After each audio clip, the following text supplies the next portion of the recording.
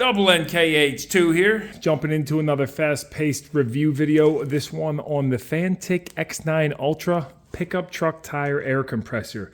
You may have seen me use some other electric air compressors in the past, and they usually struggle to fill a full-size truck tire up. So we're going to see how this one does. This is a 3-in-1 unit. You got the tire inflator, power station, and a flashlight. You can see it's 92.5 watt hours. It's capable of 95 watts total output and has a 2000 lumen flashlight. The packaging was very nice. Didn't find any damage. You get these foam blocks and it was plastic wrapped. So in case it starts raining on you. You do get the user manual too. Now it comes with a USB-C cable for charging, but no charge block. So you would just use your existing block. Let's take a look at this. We got nice heavy duty rubber feet. And on the bottom, this is our air hose. It stows away. See how long that is. 46 inches. And it's got a brass thread on end. Underneath, you also have some accessories that are stowed away. So you can thread on your needle onto that. For doing basketballs and such. You got this little guy. And then a press to valve adapter as well. I like that there's a storage spot for those underneath.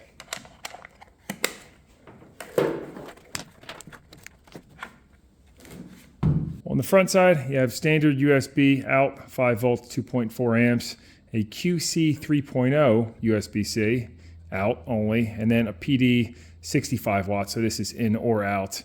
And you can charge it with it and maybe charge your laptop as well, because that'll put out 65 watts. It has this output chart too. You can pause if you'd like to read it. But the rated voltage of this unit is 18.5 volts, and a max pressure out is 150 PSI.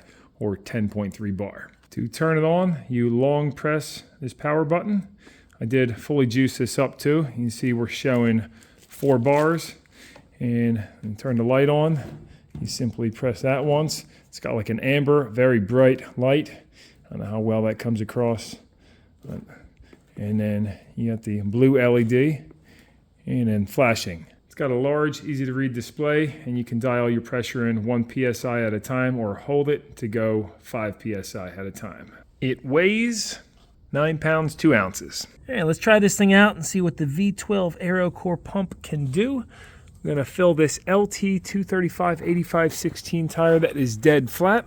It's got a little dry rot, but this tire does hold air. I did want to note this auto shuts itself down, and I noticed when you turn it back on, it always goes back to 35 PSI. So we'll leave that as our target and see how long it takes to go from 0 to 35. Yes, thread that brass end on. Fire it up.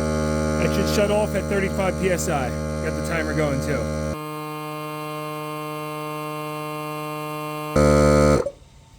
And there it is, 3 minutes, 40 seconds. Shut off at exactly 35 PSI. It seems to be just, leveling itself out.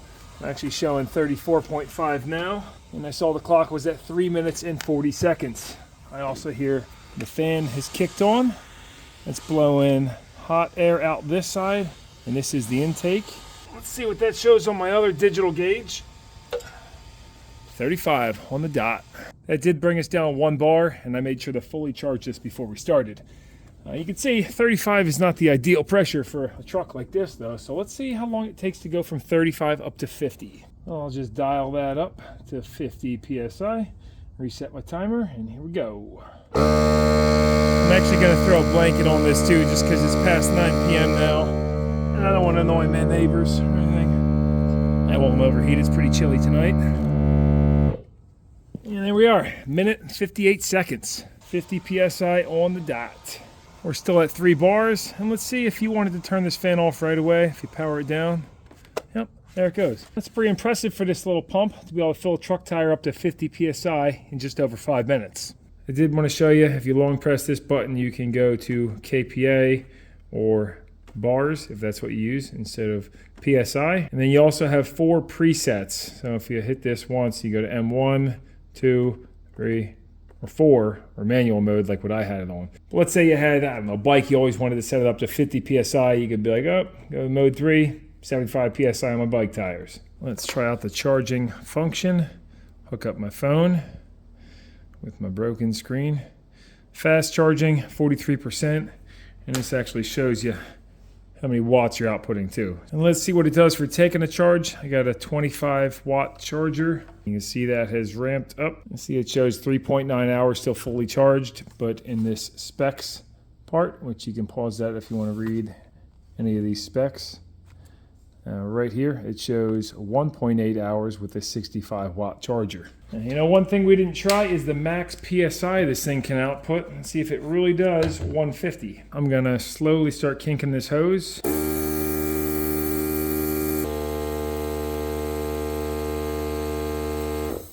There it is, 150 PSI. And the hose didn't blow up. To sum things up, this is definitely the most powerful portable battery-operated compressor I have reviewed, and I'm going to have to give it a thumbs up so far. We'll see how long it holds up with the abuse that I put things through, and I'll keep you guys updated down below in the comments if it happens to fail prematurely.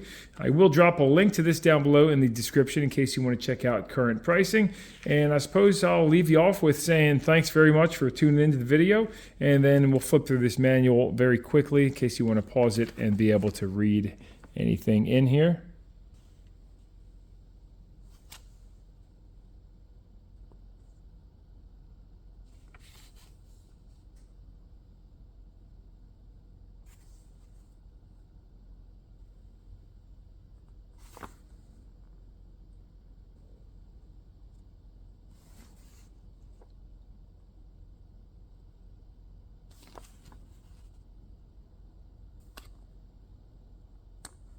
See you guys again soon. NNKH2 over out.